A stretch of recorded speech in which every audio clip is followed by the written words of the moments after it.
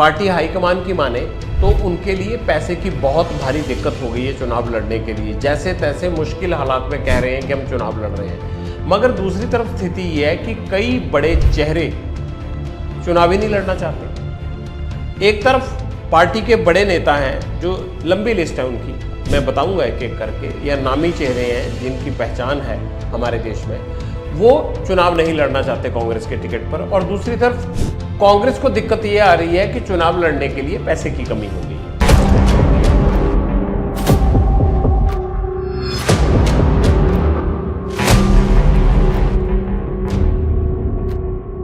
नमस्कार, मैं हूं जगविंदर पटियाल और आप देख रहे हैं पब्लिक इंटरेस्ट का इस हफ्ते का वो टॉपिक जिसमें आपकी दिलचस्पी रहती है।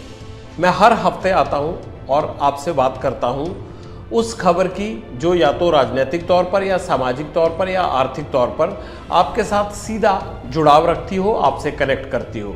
हर छोटी आवाज़ का बड़ा मंच हर हफ्ते आपके लिए सजता है और आज भी सजा है। आज टॉपिक ये है कि कांग्रेस कह रही है कि उनके पास रेलवे टिकट तक खरीदने के पैसे नहीं बचे हैं क्योंकि जांच एजेंसियों ने कांग्रेस के अकाउंट फ्रीज किए हैं। एक तरफ ये दुविधा है कि पैसे की किल्लत हो गई है, कमी हो गई है। बीजेपी पर आरोप लगाया राहुल गांधी, मल्लिकार्जुन खड़गे और सोनिया गांधी ने कि उनको 56% पॉलिटिकली चंदा मिला है, जबकि उसकी तुलना में कांग्रेस या बाकी दलों को जो है वो आधे से भी कम मिला है, मतलब आधा भी नहीं मिला। चलिए, ये तो एक बात हुई। चंदे को लेकर चुनाव के टाइम में बात हो ही रही है, सुप्रीम कोर्ट से लेकर चुनाव आयोग तक और एसबीआई से लेकर आम आदमी तक हर शख्स की जुबान पर चुनावी चंदे की कहानी है। लेकिन यहाँ राजनीतिक तौर पर यह महत्वपूर्ण क्यों हो जाता है?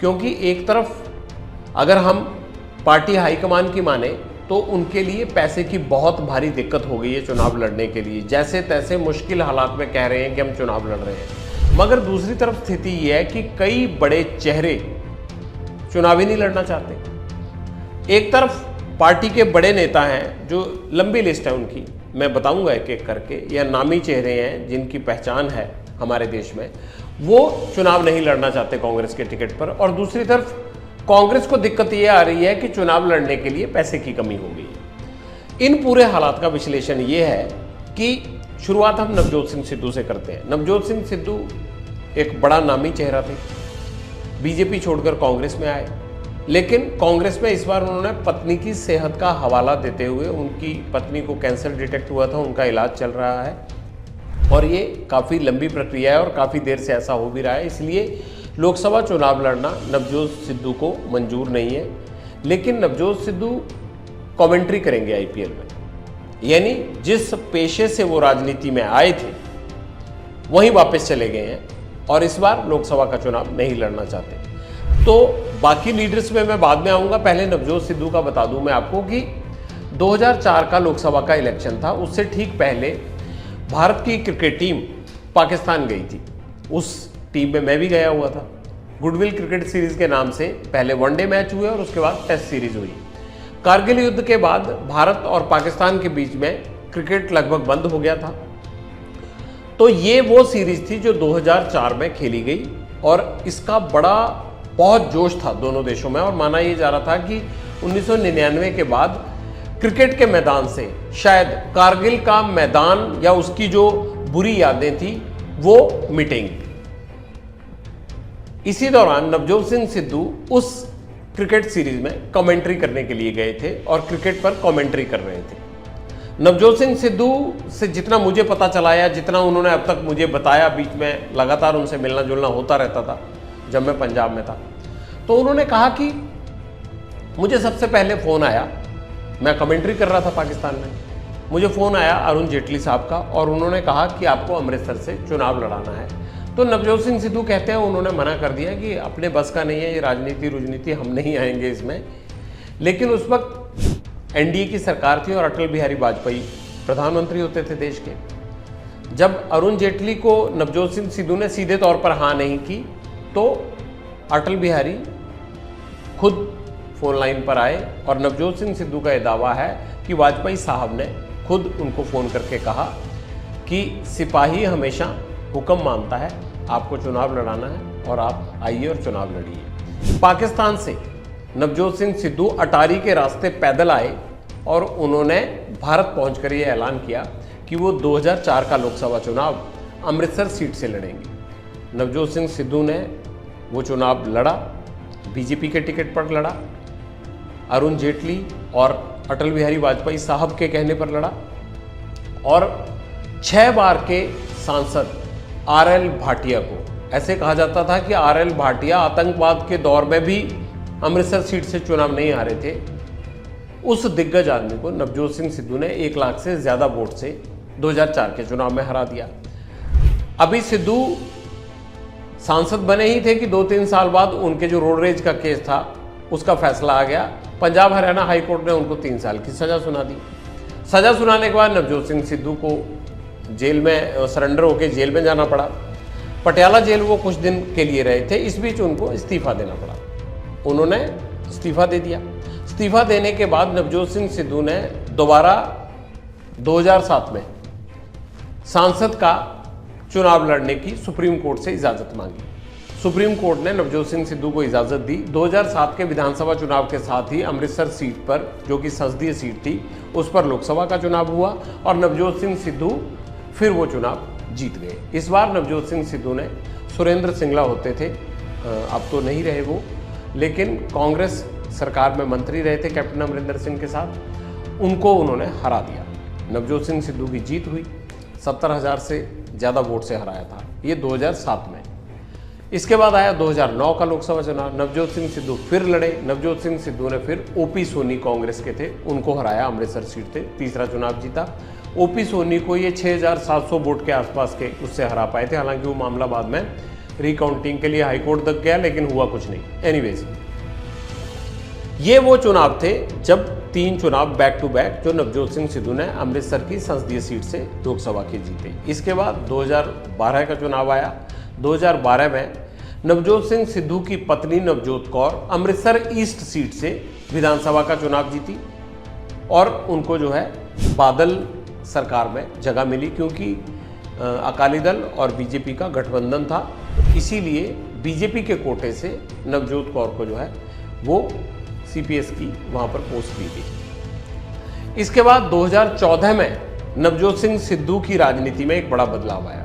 नवजोत सिंह सिद्धू का 2014 के लोकसभा चुनाव में टिकट कट गया। 3 चुनाव खुद जीतने और एक पत्नी के चुनाव जीतने के बावजूद 2014 में उनका टिकट कट गया। टिकट कैसे कटा? क्योंकि अकाली दल के साथ नवजोत सिंह सिद्धू के रिश्ते थोड़े तल्ख हो गए थे और बहुत सारी नीतियों को लेकर अकाली दल सिद्धू को पसंद नहीं कर रहा था और नवजोत सिंह सिद्धू अकाली दल की जो सरकार की कार्यशैली थी उससे इत्तेफाक नहीं रखते थे। नवजोत सिंह सिद्धू को अटल बिहारी वाजपेयी की सरकार में बीजेपी में जगह मिली और 2014 में जब प्रधानमंत्री के तौर पर मोदी का नाम आगे किया गया तो उस वक्त ऐसा लगा था नवजोत सिंह सिद्धू को भी एक बार फिर लोकसभा का चुनाव लड़ेंगे और इस बार चुनाव जीतेंगे तो हो सकता है कि उनको केंद्र में मंत्री बना दिया जाए। लेकिन हुआ क्या?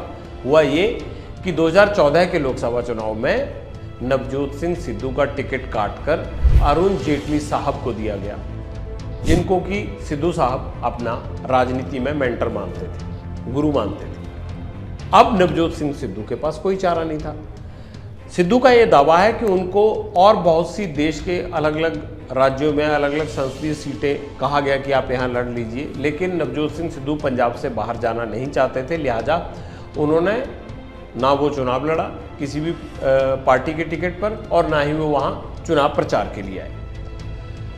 अरुण जेटली को कैप्टन अमरिंदर सिंह ने 2014 के लोकसभा चुनाव में हरा दिया। ये बीजेपी के पहली बार किसी बड़े नेता की हार थी और उस हवा के बीच में हार थी जब मोदी का नाम पूरे देश में चल रहा था और ऐसे लग रहा था कि इस हवा में बड़े बड़े विपक्षी पार्टियों के दिग्गज गिर जाएंगे, लेकिन अमृतसर में उलट हुआ।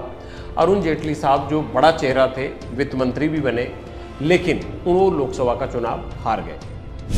शायद पहली बार लोकसभा का चुनाव लड़ रहे थे जेटली साहब और उनको इसमें विजय नहीं मिली और कैप्टन अमरिंदर सिंह जो कि राजनीतिक तौर पर उस वक्त हाशिए पर खड़े हो गए थे, लगातार बैक टू बैक 2007 और 2012 का कांग्रेस का इलेक्शन हारने के बाद पंजाब में उनको एक बार फिर से राजनीति में सर उठाने का और अपनी ताकत को दिखाने का मौका मिला, क्योंकि मोदी की हवा के बीच में उन्होंने अरुण जेटली को अमृतसर से हरा दिया। खैर, इसके बाद भी नवजोत सिंह सिद्धू को लेकर कोई बात नहीं बनी और 2017 का चुनाव आते आते नवजोत सिंह सिद्धू ने बीजेपी का दामन छोड़ दिया और कांग्रेस का हाथ पकड़ लिया।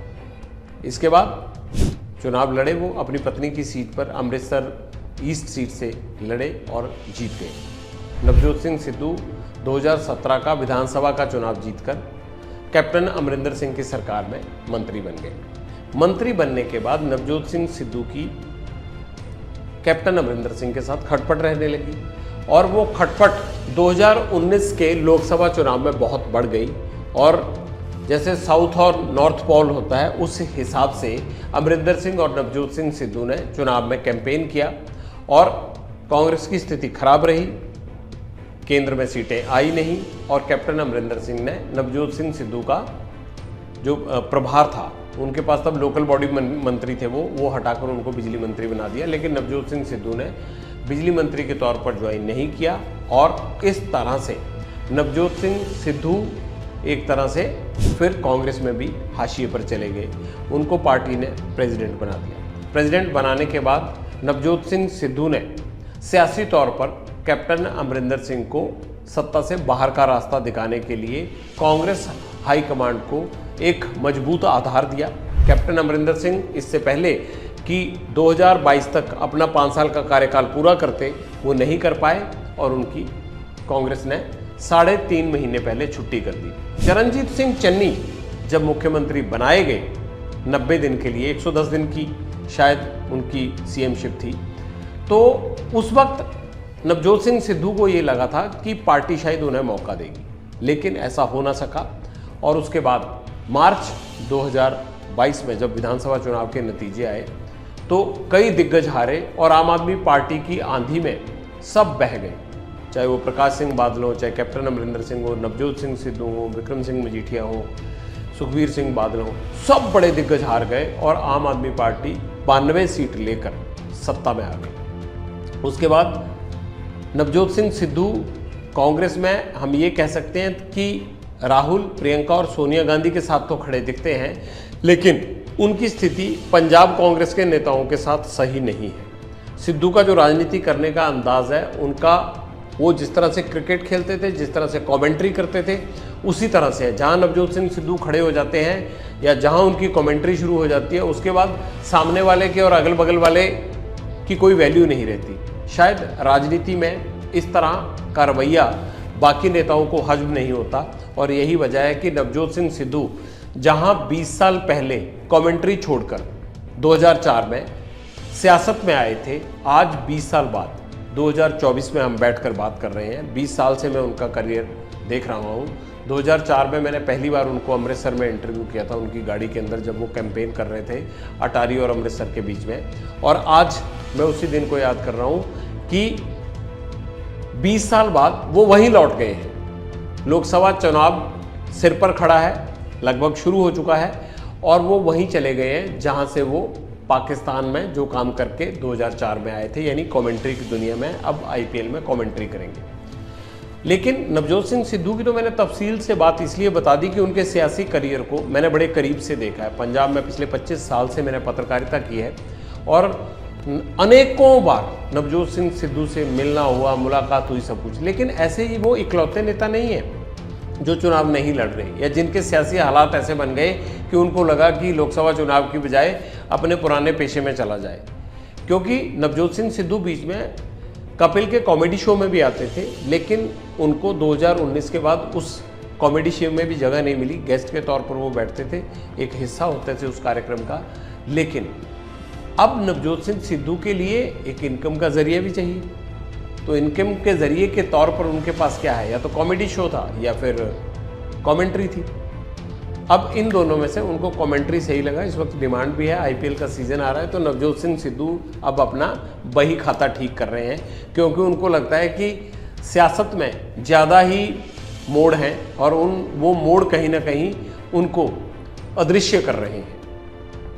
लेकिन ये तो नवजोत सिंह सिद्धू की बात थी, उनके करियर की बात थी। अब हम बात करते हैं कि कमलनाथ क्यों मना कर रहे हैं, दिग्विजय सिंह क्यों नहीं लड़ना चाहते।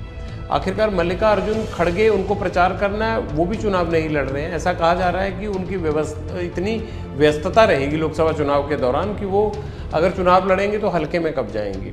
ऐसे एक दो नाम नहीं है, भंवर जितेंद्र सिंह चुनाव नहीं लड़ रहे हैं, सचिन पायलट ने कोई दिलचस्पी नहीं दिखाई है, गहलोत साहब ने कोई दिलचस्पी नहीं दिखाई है, अशोक गहलोत ने मना कर दिया। लेकिन एक और बड़ा दिलचस्प चेहरा आजकल जो है वो कांग्रेस का बड़ा चेहरा जो मना कर गया, महिला चेहरा प्रतिभा सिंह। प्रतिभा सिंह और उनके परिवार की राजनीति को भी हिमाचल से होने के कारण मैं अच्छी तरह से जानता हूँ। मंडी से अभी कांग्रेस की सांसद हैं और जब वो चुनाव जीती थी तो उनके पति का उसमें बहुत बड़ा नाम था, काम था उनका, जिसकी वजह से प्रतिभा सिंह को लोगों ने मंडी लोकसभा सीट से जिताया था। हाल ही में जो चुनाव हुए उसमें भी वीरभद्र सिंह का नाम कांग्रेस ने अच्छी तरह से बुनाया, उनके कामों को बुनाया और हिमाचल में कांग्रेस की सरकार बनी, सुखविंदर सिंह सुक्खू चीफ मिनिस्टर बने। लेकिन अब प्रतिभा सिंह कह रही हैं कि उन्हें मंडी से चुनाव नहीं लड़ना। उन्होंने हाईकमांड को कह दिया है कि जो भी आप कैंडिडेट वहां से तय करेंगे मैं उसकी सपोर्ट करूंगी, लेकिन मुझे चुनाव नहीं लड़ना। लेकिन ये कोई लेफ्ट राइट होने वाला या कोई अदृश्य बहाना नहीं है या कोई व्यस्तता का बहाना नहीं है।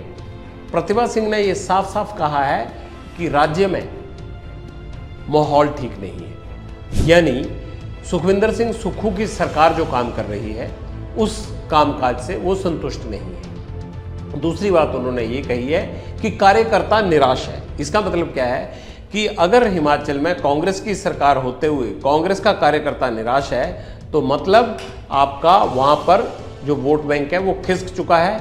और अगर आपके कार्यकर्ता ही आपको चुनाव में जिताना नहीं चाहते या जिताने के लिए काम करना नहीं चाहते तो फिर आप अंदाज़ा लगाइए कि कोई भी नेता या कोई भी सांसद कैसे चुनाव लड़ने की हिम्मत कर सकता है।